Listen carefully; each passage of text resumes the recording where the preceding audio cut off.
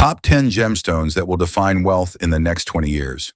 Welcome to Tops, where we explore the hidden power of Earth's most extraordinary gemstones, not through hype, but through history, geology, and facts.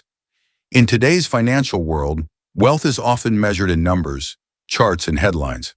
But in the world of legacy, of long-standing families, sealed treasures, and generational transfers, it's measured in something much older and more enduring: gemstones. Not diamonds, not trends, and not the gems you see on display in retail spotlights. These are the stones the super rich rarely talk about, not because they're flashy, but because they're timeless. Gems so rare, traceable, and deeply tied to ancestry, culture, and national identity that owning one isn't just a style, it's timeless. Over the next 2 decades, these gems not only increased in value, they reshaped how the world defined wealth. These are the minerals that left the trading floor and entered the vaults of private history. Here are the stories of 10 gems the world may never see again, but will never forget. Don't forget to press and hold that like button, leave a comment, and hit subscribe before we begin. Ranked 10th, Spinel. The gemstone once mistaken for ruby is no longer misunderstood, but that isn't what matters now.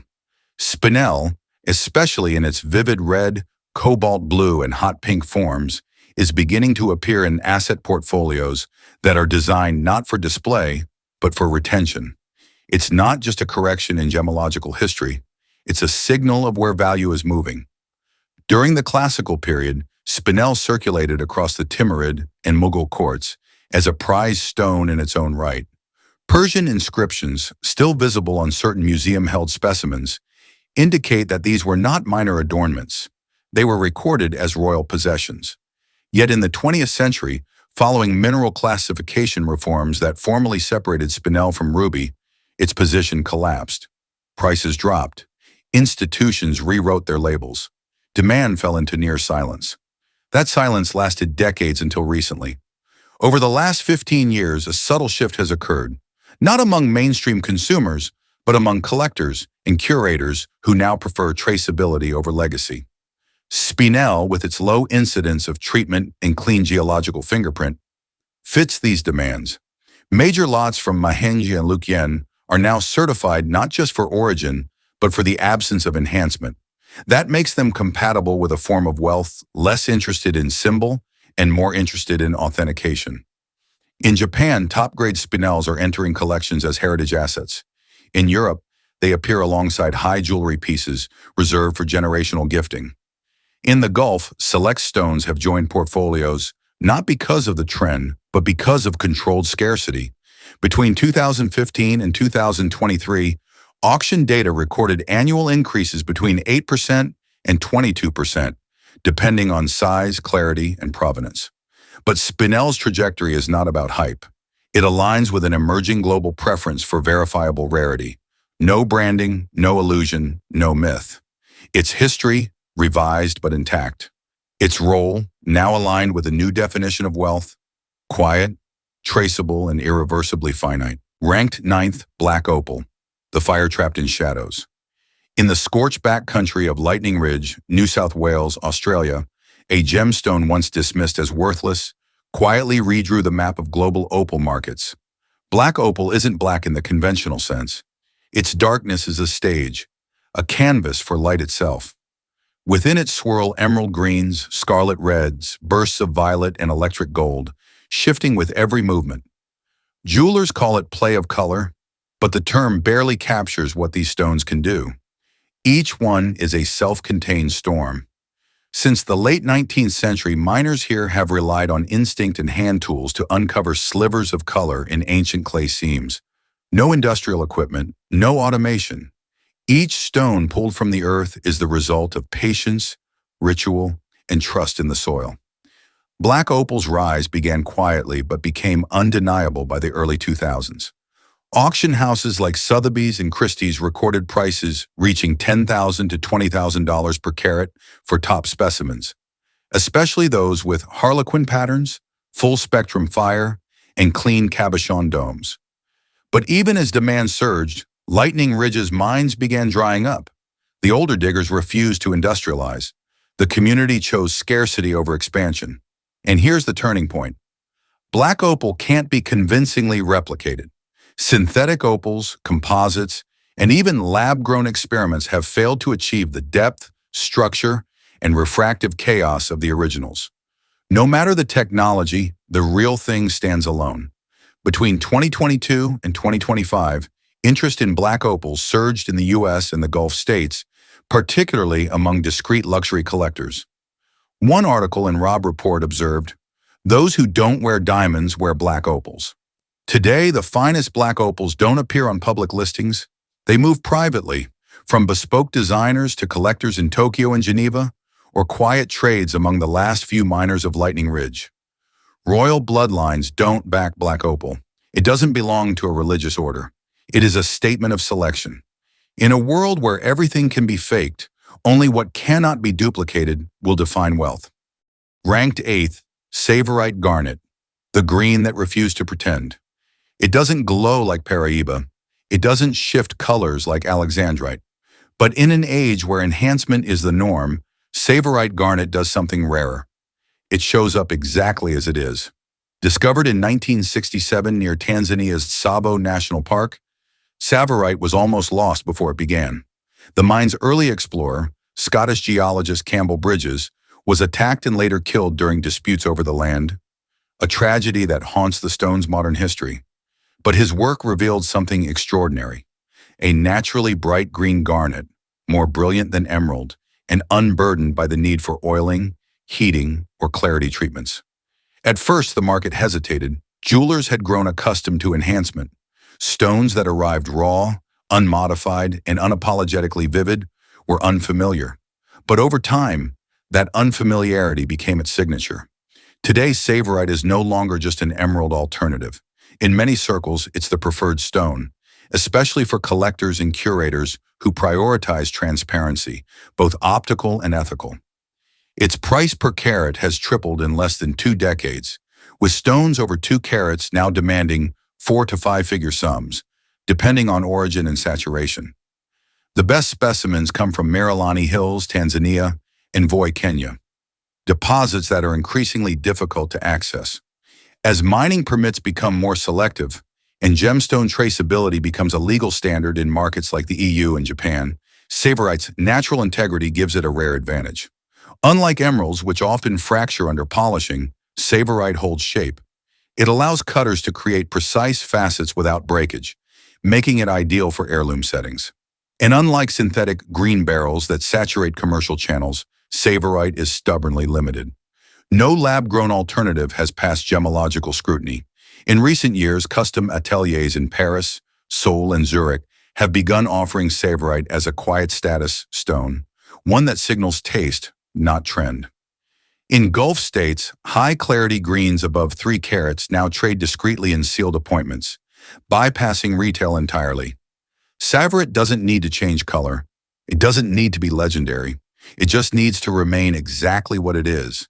And that, in this market, is its most powerful advantage. Ranked 7th, Demantoid Garnet, the green flame of lost empires. It looks like emerald, but flickers like fire. Demantoid Garnet, the rarest member of the Garnet family, was once the favorite gemstone of the Romanovs. But unlike Imperial sapphires or diamonds, Demantoid never went mainstream. It never needed to. First discovered in Russia's Ural Mountains in the mid-1800s, Demantoid stunned jewelers with something they hadn't seen before: dispersion. Under light, it fractured white beams into rainbows, a visual trait usually reserved for diamonds. That optical fire gave it its name, Demantoid, meaning diamond-like. But what sets Demantoid apart isn't just sparkle, it's history. In the late 19th century, Carl Fabergé, jeweler to the czars, used Russian Demantoid in imperial egg designs, weaving green flame into objects that symbolized political control. These stones weren't just ornaments, they were signals of state. Then the revolutions came, the mines shut down, and Demantoid disappeared from the public market for almost a century. It wasn't until the 1990s that small-scale mining resumed, both in Russia and later in Namibia. But even today, gem-quality stones over 1 carat remain almost impossible to find. Those that do surface often carry a feature collector's prize, above color or clarity. The horsetail inclusion, a microscopic plume of bisolite that proves Russian origin. Far from being a flaw, this mark functions as a birth certificate. Between 2005 and 2024, auction houses began quietly elevating Demantoid lots. Growth was slow, steady, and nearly invisible. The kind of trajectory legacy investors prefer. Unlike stones marketed for their rarity, Demantoid's value curve required no campaign. It rose on the strength of what it is, limited, traceable, and mechanically unmatched in brilliance. Today, demand comes not from trend followers, but from private curators and intergenerational estates. In Italy, heritage brands quietly use Demantoid in one-of-a-kind creations. In Japan, certified Russian stones are presented in boxes lined with legal documentation and passed from mother to daughter, not as jewelry, but as a narrative. Demantoid won't headline a billboard, but in the rooms where legacy is planned, it already has a seat. Ranked 6th, Alexandrite, the stone that lives two lives. Under sunlight, it gleams green. Under lamplight, it burns red. And between those two identities, Alexandrite has built a mythology that no other gemstone dares imitate. Discovered in the Ural Mountains of Russia in 1834, Alexandrite didn't enter quietly. It was named in honor of the future Tsar Alexander II, and almost immediately absorbed into the language of the empire. Green and red were the colors of the Russian military at the time, and the stone's ability to shift between them became more than a novelty. It became symbolic, a stone that could change with the times, yet remain loyal at its core. But symbolism can only go so far. Alexandrite is rare, exceptionally rare. Its chameleon-like behavior, known scientifically as the chrysoberyl's color change phenomenon, only occurs in stones with a precise balance of chromium, iron, and vanadium. Any deviation in the shift dulls. Most stones on the commercial market are Brazilian or Sri Lankan, and while beautiful, they rarely match the clarity, saturation, or dramatic change seen in original Russian material. For decades, that Russian origin was considered lost, until fragments re-emerged in private collections and eventually at auction. Between 2010 and 2023, GIA certified Russian Alexandrites over 1 carat saw steady price appreciation, not because of trend cycles, but because their supply is non-renewable. The original mines are exhausted. There is no second deposit. But what sets Alexandrite apart now isn't just geology, it's philosophy. In a market increasingly obsessed with static perfection, Alexandrite offers controlled contradiction. It refuses to be just one thing. Collectors who own it aren't just buying a color, they're buying transformation. In Tokyo, master watchmakers have embedded slivers of Alexandrite beneath tourbillon cages, visible only at night. In London, family trusts use them as generational markers, green in one light, red in another, a coded metaphor for inheritance. In Riyadh and Dubai, they're gifted in pairs, set in facing rings, each one shifting independently. No other gemstone asks the viewer to look twice, and no other stone answers with a different truth each time. Ranked 5th, Red Beryl, the American flame that burned out too soon. In the deserts of southwest Utah, beneath layers of rhyolite and volcanic ash, there was once a mine that produced a gemstone so rare that geologists referred to it as a statistical error. Red Beryl, sometimes called Bixbyte, though that name is no longer used, is the red cousin of emerald and aquamarine. But where emeralds are abundant in Colombia and Zambia, and aquamarines pulled from dozens of countries, Red Beryl has only ever come from one place on Earth, the Wah Wah Mountains of Utah. Discovered in the early 1900s but not commercially extracted until the 1970s, Red Beryl was immediately problematic for the gem trade, not because it lacked beauty, but because it defied inventory. For every 150,000 diamonds mined, maybe one red beryl over 1 carat would appear. Most stones were tiny, heavily included, or fractured during extraction. Cuttable material was so rare that even experienced gem cutters were reluctant to work it. And yet those few that survived, clear, faceted, and deep raspberry red, ignited something the American gem industry rarely experiences: pride. a US-born gemstone that rivaled the world's best in both color and rarity. By 2010, collector interest surged. Smithsonian and private museums acquired display-grade pieces. Elite jewelers began setting them as centerpieces, not accents.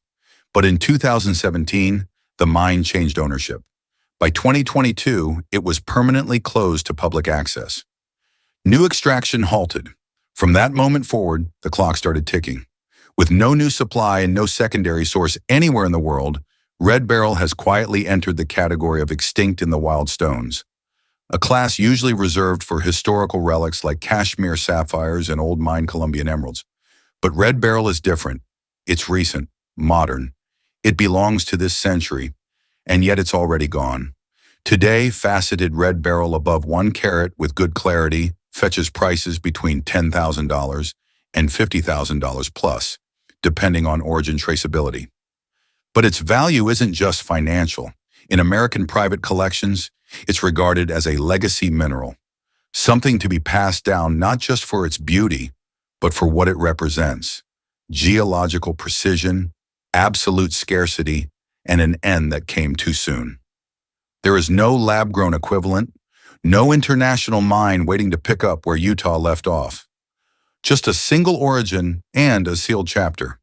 In a world obsessed with perpetual production, Red Beryl reminds us, true rarity doesn't multiply. It disappears. Ranked 4th, Kashmir Sapphire, the blue that disappeared into legend. Most sapphires shine. Kashmir sapphires glow, as if lit from within, as if the color itself were sentient. Microscopic silk inclusions, not flaws, cause this otherworldly effect, but ultrafine rutile needles that diffuse light and give the gem its unmistakable softness. Jewelers call it cornflower blue. Connoisseurs call it the standard by which all other blue sapphires are judged. But that standard no longer exists in nature. The story begins in 1881, when a landslide in the Zanskar range of Kashmir exposed a deposit of velvety blue sapphires at an altitude of over 4,500 meters. The British colonial government quickly seized control, stationing guards and restricting access. For just over a decade, the region produced the world's finest sapphires, stones so rich in hue, so saturated in tone, they seem fabricated. Then the mine collapsed. The primary vein was exhausted. By the early 1900s, commercial production ceased. What remains today is not a market, but a memory with provenance. Kashmir sapphires now trade only in the secondary market, at elite auctions, estate settlements, or in sealed portfolios of legacy families. No new material has entered circulation in over a century, and none ever will. What makes a Kashmir sapphire so difficult to imitate isn't just its origin. It's the chemical fingerprint, low iron content, high aluminum silicate purity, and that layered clouding effect caused by natural silk. Many have tried to simulate it through heat treatment, beryllium diffusion, even lab growth. But none have replicated the softness without sacrificing saturation. Between 2010 and 2024, auction records from Christie's, Bonhams, and Sotheby's consistently show Kashmir sapphires commanding higher per carat prices than diamonds of similar size. Stones above 5 carats with confirmed origin now exceed $200,000 per carat. But these figures don't explain the whole story. In Geneva, Kashmir sapphires are now stored in temperature-controlled safes, not worn. In Japan, they are embedded in ceremonial gifts meant never to be sold. In the Gulf states, some families preserve them not as adornments, but as proof of unrepeatable wealth. Kashmir sapphire is not a future asset. It is a vanishing point. And in a century that trades on speed, hype, and artificial rarity, true silence may be the most valuable trait a stone can carry. Ranked 3rd, Musgravite, the stone. That wealth can't find. There are rare gemstones. Then there is Musgravite, a mineral so elusive that for nearly 40 years after its discovery, only 8 faceted specimens were confirmed worldwide. In 1967, in the desolate Musgrave Ranges of South Australia, geologists recorded a previously unknown member of the Tsavorite family, an oxide mineral with a deep grayish-violet hue and a crystal structure so tight it bent light without brilliance. At first, it had no commercial name. no trade value, no recognition. But rarity has a way of revealing itself slowly. By the late 1990s, trace amounts of Musgravite began appearing in Sri Lanka, Madagascar, and Greenland, in all cases embedded deep within pegmatite veins alongside Spinel, Tsavorite, and chrysoberyl. But the problem wasn't extraction, it was confirmation. Musgravite is visually identical to Tsavorite, and only high-level spectroscopy can distinguish the two for gemologists, which means risk. For collectors, it meant opportunity. Today, Musgravite is no longer unknown, just unreachable. The annual number of transparent, faceable stones entering the market remains in the dozens. Not thousands, not hundreds, dozens. Most specimens are under 1 carat. Stones above 2 carats, with confirmed origin and clean structure, have sold privately for over $35,000 per carat, not because of hype, but because of math. There aren't enough of them. But Musgravite's path into wealth portfolios isn't paved by visibility. It moves in silence, behind closed doors, often without a list. In Tokyo, it is stored alongside meteorites in lunar feldspar, not for show, but for cataloging. In Zurich, it appears in hard asset collections, where acquisition history matters more than size. In Singapore, Musgravite is traded between geologists and collectors, not retailers. Its value isn't just scarcity, it's uncertainty. No one knows how many gem-quality Musgravites remain uncut. No one knows if larger finds will ever emerge. And so, the few that exist operate like artifacts from a future that was never meant to be mined. In a world flooded with synthetic brilliance and algorithm-driven pricing, Musgravite resists translation. It simply exists, just beyond reach. And that, more than sparkle or color, is what defines its place in the architecture of modern wealth. Ranked second, Paraíba Tourmaline, the lightning stone that burned too bright. Most gemstones reflect light. Paraíba Tourmaline seems to conduct it. Its glow, a vivid electric blue, sometimes neon green, doesn't come from surface polish or internal clarity. It comes from copper, a rare chemical composition that bends light into wavelengths the human eye isn't used to seeing in nature. When discovered in the late 1980s in Paraíba, Brazil, it wasn't just a new gemstone. It was a new color. The man who uncovered it, Heitor de Mas Barbosa, was ignored for nearly 5 years. He dug alone in northeastern Brazil, convinced that something extraordinary lay beneath the mica-rich earth. In 1989, he found it, and within months, the gem world changed. The jewelry market had never seen a tourmaline this saturated, this radiant. This is unnatural, yet unquestionably real. By the early 1990s, Paraíba tourmaline became a sensation. Top jewelry houses scrambled to acquire stones. At auctions, prices leapt from hundreds to thousands per carat, then tens of thousands. But the original mine in Brazil collapsed. The deposit was shallow, narrow, and finite. It had lasted barely a decade. Later discoveries in Nigeria and Mozambique extended the life of the stone, but never recaptured the exact signature of the Brazilian material. Slightly less vivid, slightly more available. The market now makes a distinction. Paraíba type for African stones, true Paraíba for the Brazilian originals. Both remain highly sought after, but only one carries the legend. In 2017, a 1.59 carat Brazilian Paraíba tourmaline sold at auction for over $85,000 per carat. In 2021, a 6.23 carat specimen reached nearly $400,000 total. And yet demand hasn't peaked, because color is no longer the only metric. Today, Paraíba tourmaline is used to express identity, not just value. In Seoul, contemporary artists embed fragments in sculpture, invisible to the viewer, but known to the owner. In Los Angeles, high-end watchmakers inlay microscopic cabochons into movement bridges, invisible unless opened. In Paris, stylists use it to mark couture collections that will never be reproduced. Paraíba is not a status stone. It's a signal of speed, rarity, and voltage. And while most stones age into value, Paraíba feels like it's always on the edge of vanishing. Its color too bright to last. In first place, Imperial Jadeite, the stone that writes Bloodlines. It is not advertised. It is not displayed. It is not explained in catalogs or price guides, and yet Imperial Jadeite controls more generational wealth in East and Southeast Asia than any gemstone on Earth. Unlike diamonds, which require certification, or colored sapphires, which compete on hue, Imperial Jadeite is governed by silence. In Chinese culture, the highest grade is known simply as Lao King Fei Kui, Old Mine Jade, a term that carries no carat weight, no marketing slogan, and no international consensus. Its value is understood, but never spoken. Geologically, Imperial Jadeite is a sodium-aluminum silicate colored by trace chromium, but chemistry fails to explain its gravity.